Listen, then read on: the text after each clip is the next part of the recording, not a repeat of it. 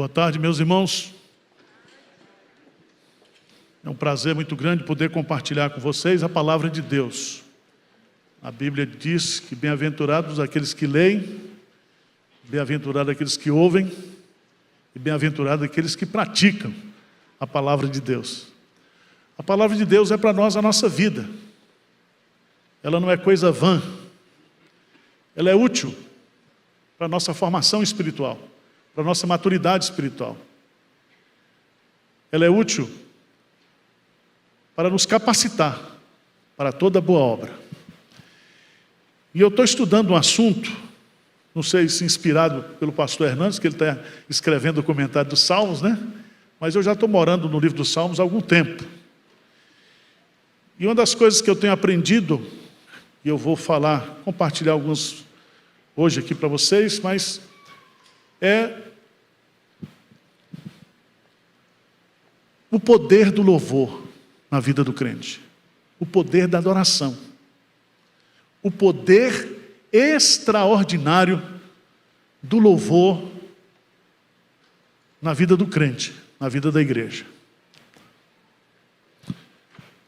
Eu quero ler o Salmo primeiro e vou fazer a exposição apenas da primeira parte do Salmo.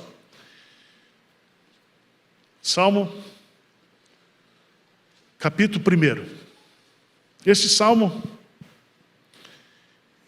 ele é justamente a entrada de uma grande sinfonia, Sinfonia dos Salmos. E ele vai descrever aqui a felicidade de ser um adorador. Felicidade de ser um adorador. Eu vou repetir aqui, eu já disse, o pastor coreano, o pastor Odo disse aqui para a gente, a oração é o nosso oxigênio. A palavra é o nosso alimento. E o louvor e a adoração é o nosso pulso.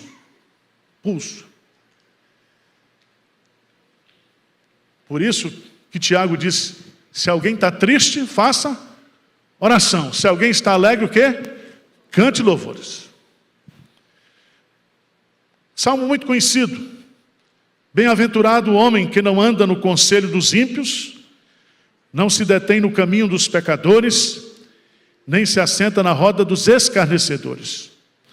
Antes o seu prazer está na lei do Senhor, e na sua lei medita de dia e de noite. Ele é como árvore plantada junto à corrente de águas, que no devido tempo dá o seu fruto, e cuja folhagem não murcha, e tudo quanto ele faz será bem sucedido. Então o tema da mensagem é a felicidade de ser um adorador. Estudando esse assunto na Bíblia, o poder extraordinário do louvor e da adoração, a gente chega a algumas conclusões. A primeira delas é que o louvor, a adoração nos tornam teocêntricos. Nós deixamos de pensar em nós mesmos, porque o pecado na nossa vida fez com que nós colocássemos a criatura no lugar do Criador. O pecado faz de cada um aqui um adorador do seu eu. Mas quando a graça de Jesus vem na nossa vida, manifesta-se na nossa vida, nós tornamos verdadeiros adoradores, que adorarão o Pai em espírito e em verdade. Também, meus amados irmãos, nós não podemos ter comunhão com Deus, entrar, como a gente usa a expressão, na presença de Deus, se não for através do louvor. Jesus é o novo e vivo caminho que nos dá acesso ao Pai, ao trono da graça. Mas na sala do trono há louvores, porque Deus habita em meio aos louvores. Há seres espirituais, angelicais, que estão de dia e de noite, na sala do trono, louvando e adorando a Deus. Por isso que o salmista no Salmo 16 diz que na presença do Senhor há plenitude de alegria. Mas há uma coisa que a gente aprende estudando esse assunto na Bíblia, é que o louvor também nos liberta. O louvor, quando nós começamos a adorar a Deus, nós experimentamos a manifestação da sua presença, do seu poder. Eu quero colocar apenas um exemplo. Abra sua Bíblia, por favor, em Mateus, capítulo 26. Mateus, capítulo 26. E observe aqui no contexto da celebração da Páscoa, Jesus com os seus discípulos. Mateus, capítulo 26. Dê uma olhadinha, por favor, no versículo 30. No versículo 30. O que diz aí? E tendo cantado um hino, saíram para o Monte das Oliveiras. Veja que o contexto aqui é de celebração da Páscoa. Jesus como judeu e os seus discípulos. Mas a Páscoa é o cumprimento de Cristo. Cristo é o Cordeiro Pascal. E Ele estabelece para nós aquilo que seria o sacramento da ceia do Senhor, cujo significado é Eucaristia, ou seja, gratidão. Por isso que Jesus, Ele dá graças. Mas o que é impressionante aqui, no versículo 30, que Jesus estava indo para o Calvário. Ele ia para o Monte das Oliveiras, Ele ia passar pelo Getsêmani, Ele ia ser preso, Ele ia enfrentar a morte naquela noite. Mas diz o texto, e tendo cantado um hino. Mas não foi um hino.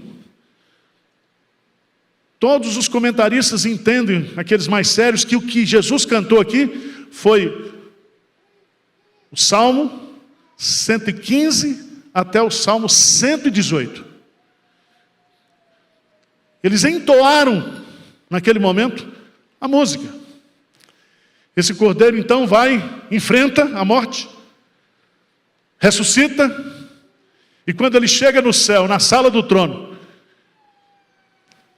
existe uma epopeia de louvores. Porque digno é o cordeiro de abrir o livro e desatar os selos. E aí, o louvor toma conta da esfera celestial. Paulo e Silas na prisão, à meia-noite, eles oravam e cantavam. No meio do sofrimento, de repente, Deus manda um grande terremoto. As cadeias se quebram, as portas se abrem.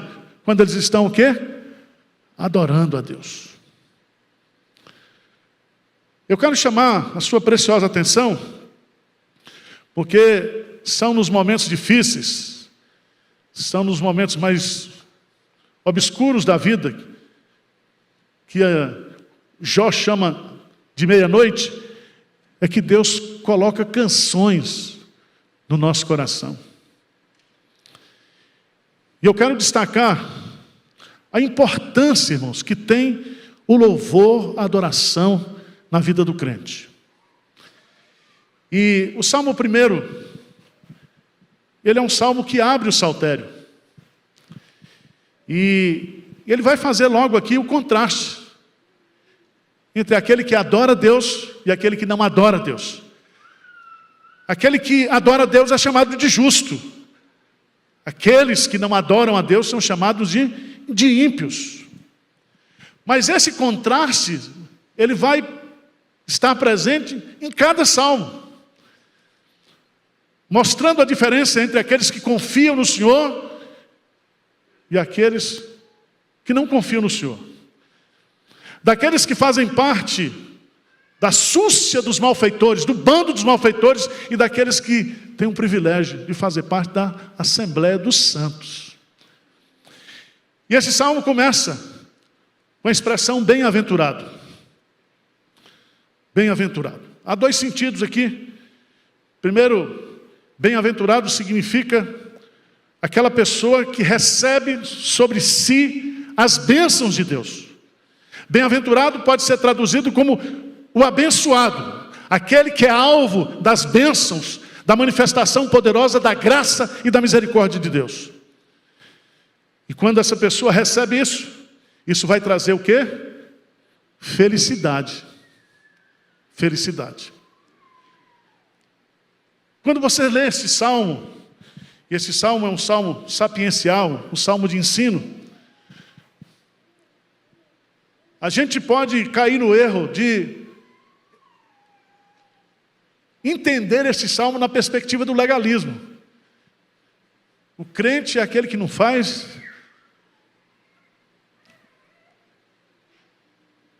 e aquele que faz. Mas eu queria que você entendesse, abra a sua Bíblia, no Salmo 65. Salmo de número 65. E que você lesse comigo o versículo 4.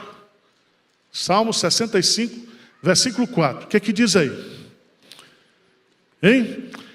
Bem-aventurado aquele a quem escolhes e aproximas de ti, para que assista nos teus atos.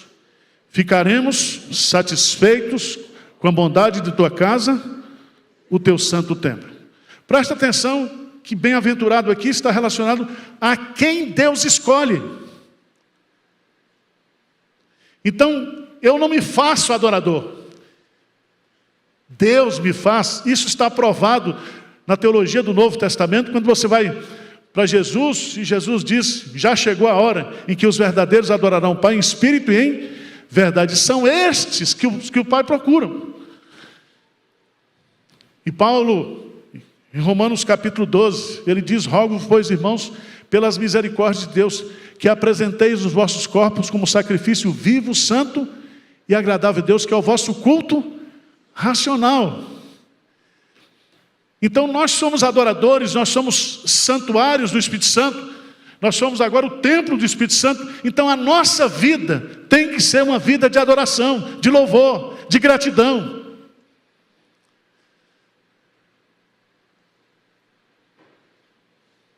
Mas eu quero chamar a sua atenção para o fato, diz assim, bem-aventurado o homem. Não diz os homens. Veja que quando ele falar sobre os ímpios, ele usa no plural, os ímpios. Mas aqui, ele usa no singular, o homem. Sabe por quê? Porque a adoração, ela tem que começar na minha vida pessoal.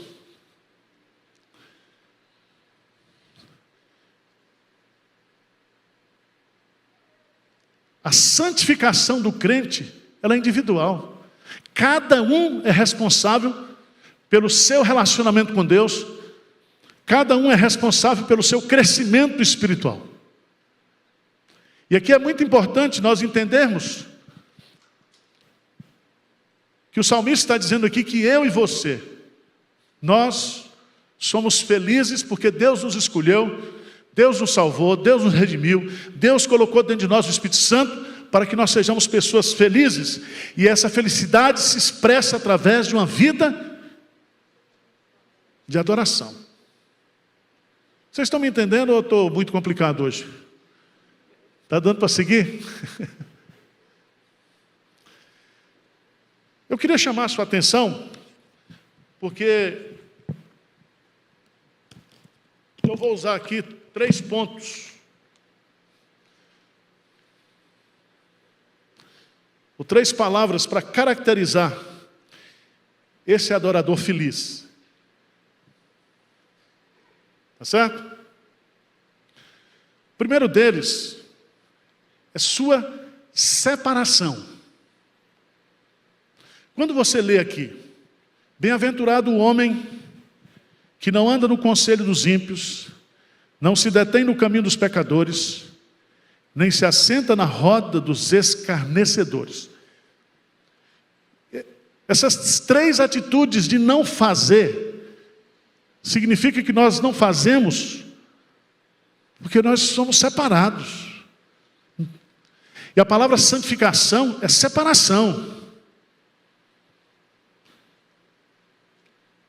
Por isso que na adoração coletiva, no reino de Deus, se dá de forma congregacional. É individual, mas é congregacional. E aqui nesse texto é muito importante nós entendermos, porque esses verbos no hebraico, eles são muito fortes, Veja a ideia que ele coloca aqui. Não anda ou vive de acordo com os princípios mundanos dos ímpios. Quem ama o mundo, o amor do Pai não está nele. Em segundo lugar, não está ou se detém no caminho dos pecadores. Ele não está no caminho em que os pecadores participam. A palavra pecador aqui vai enfatizar a condição de alguém que está completamente vivendo contrário à vontade de Deus. Alguém que está morto nos seus delitos e pecados.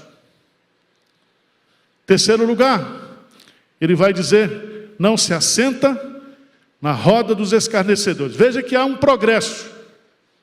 Anda significa uma associação casual. Detém indica uma comunhão contínua.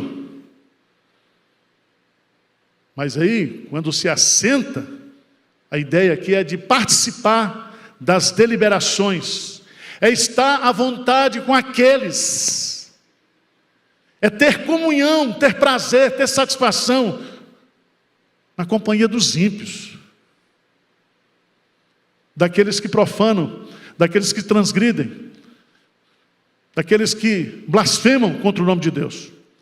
Então veja bem que o não fazer aqui vai nos mostrar aquilo que a Bíblia chama de santificação, separação. Aquele que quiser se tornar amigo do mundo se torna o quê? Inimigo de Deus. Há muitos textos, e eu gostaria que você fosse, por favor, para 2 Coríntios. 2 Coríntios, por favor. No capítulo 7.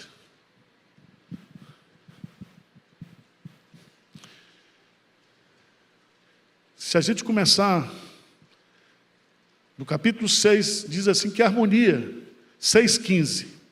Que harmonia entre Cristo e o maligno? Ou que união do crente com o incrédulo? Que ligação há entre o santuário de Deus e os ídolos? Veja no versículo 16, a última parte, o que é que diz aí?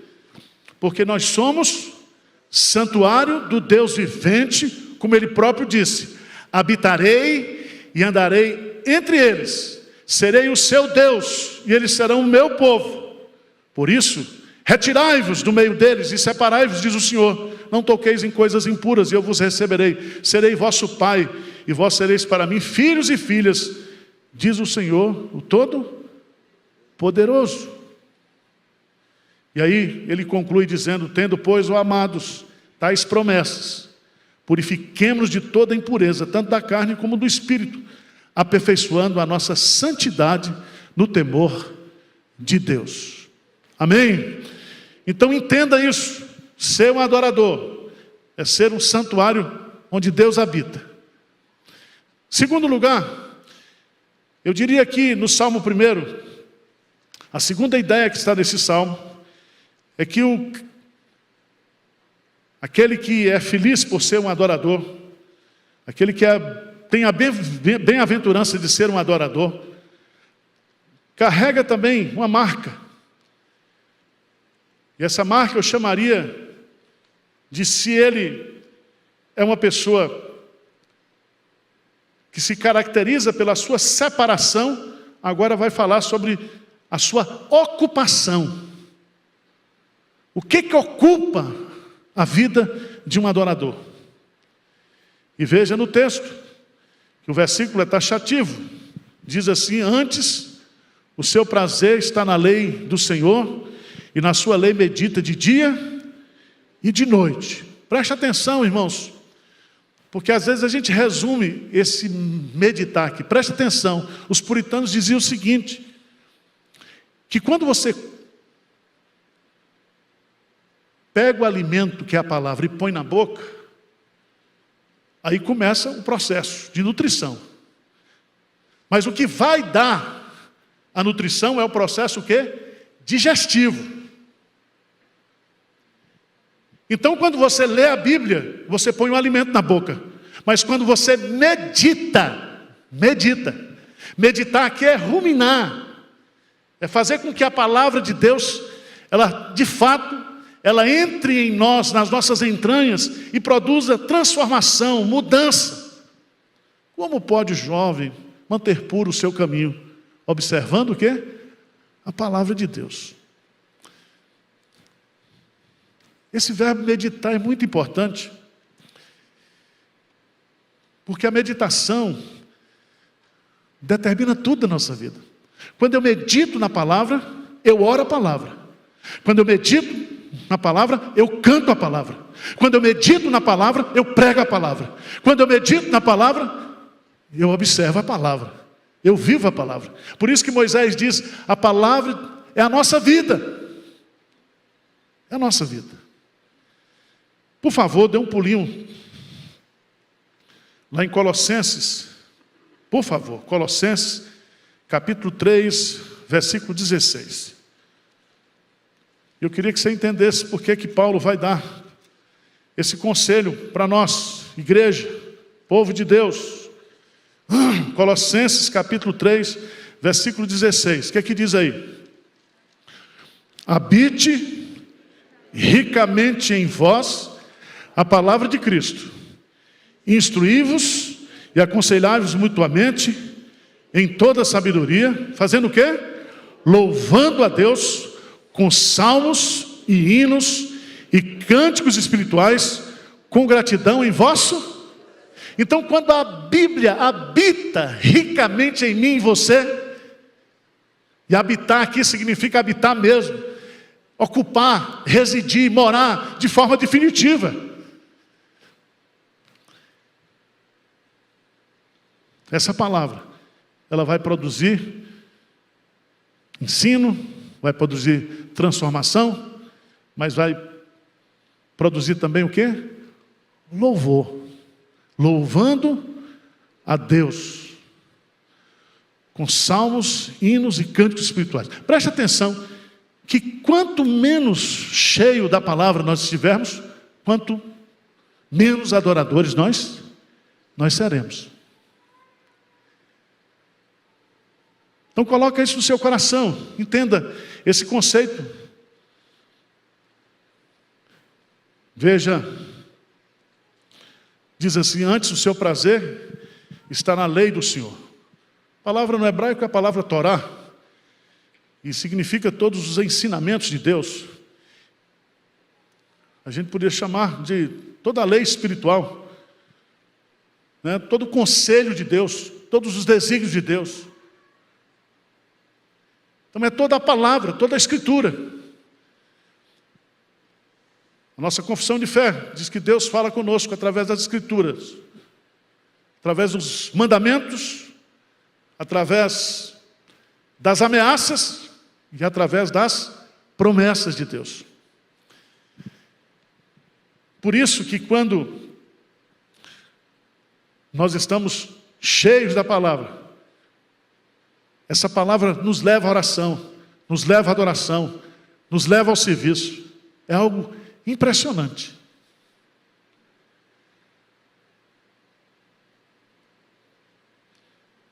O prazer,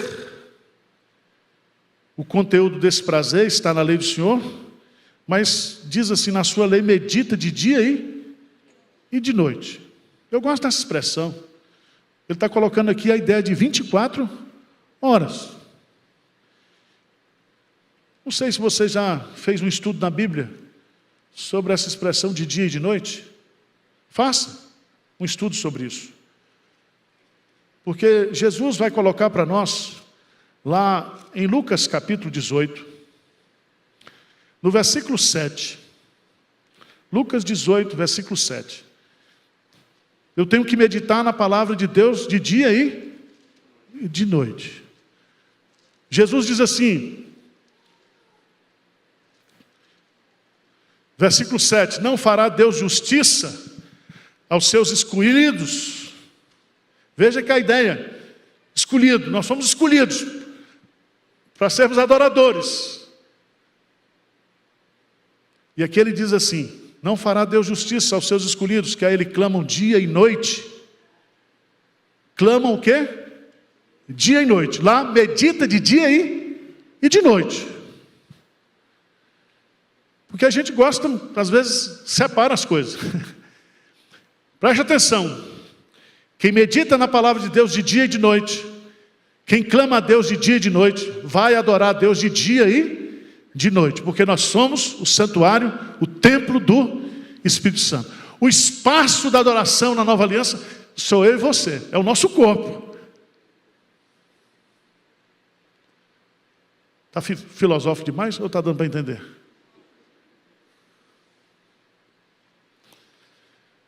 Então vamos encerrar.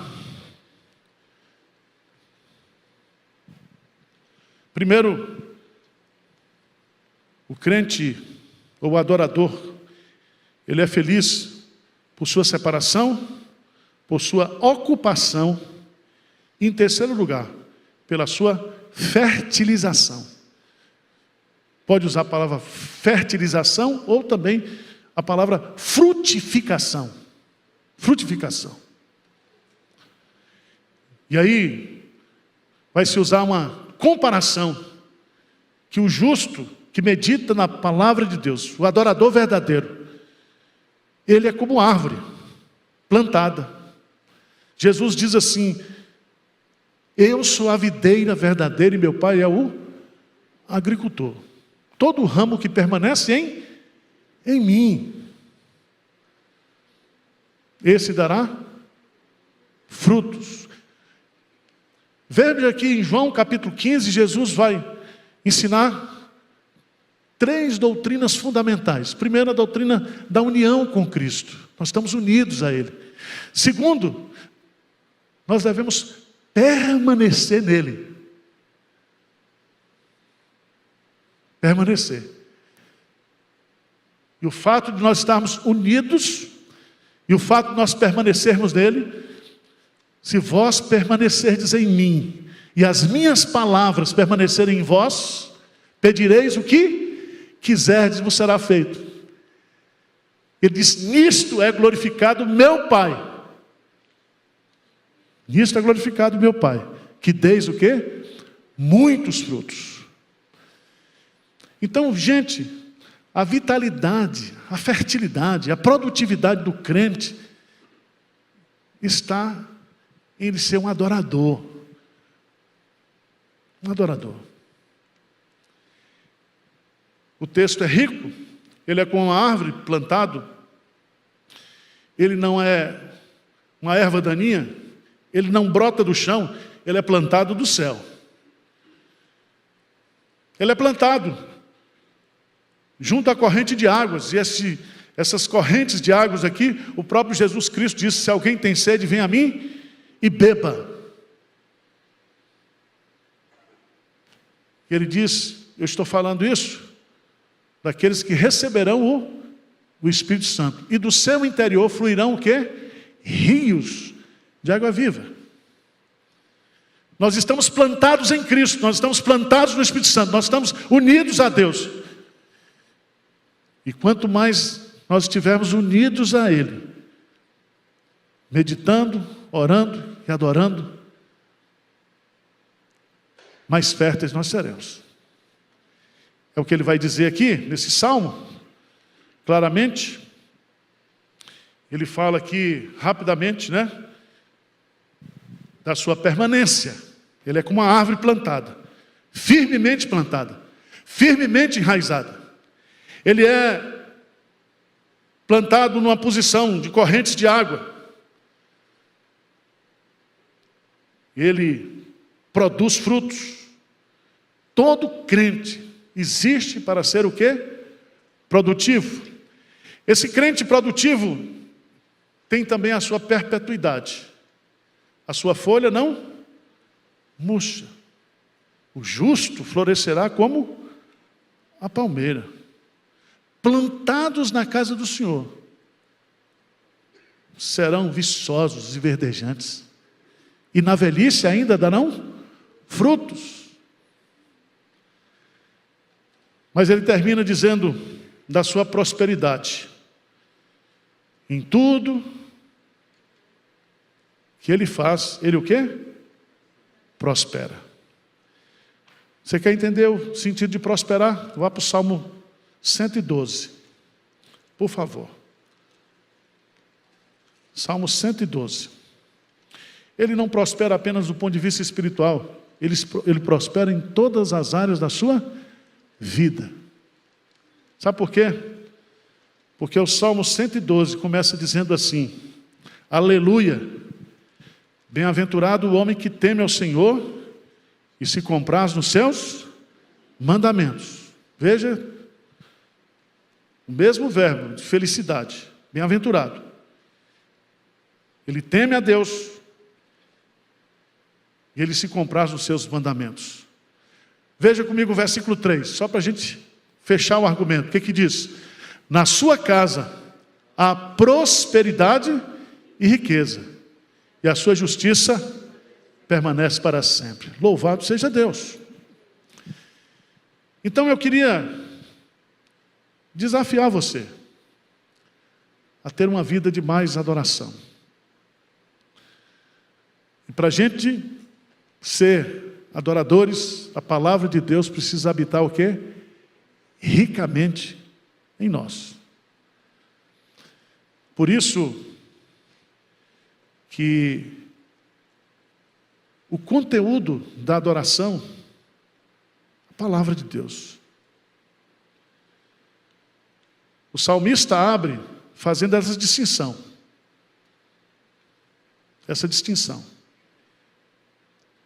Porque ele, quando ele vai usar o contraste, ele diz: os ímpios não são o quê?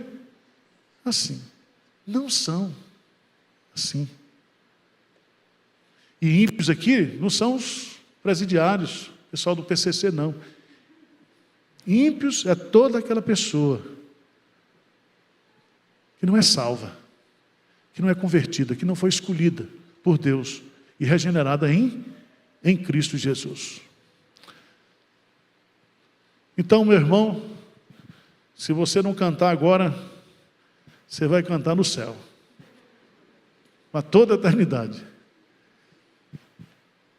Toda a eternidade. Os mortos não louvam a Deus, nem aqueles que descem a sepultura. Nós, porém, bendiremos ao Senhor desde agora e para sempre.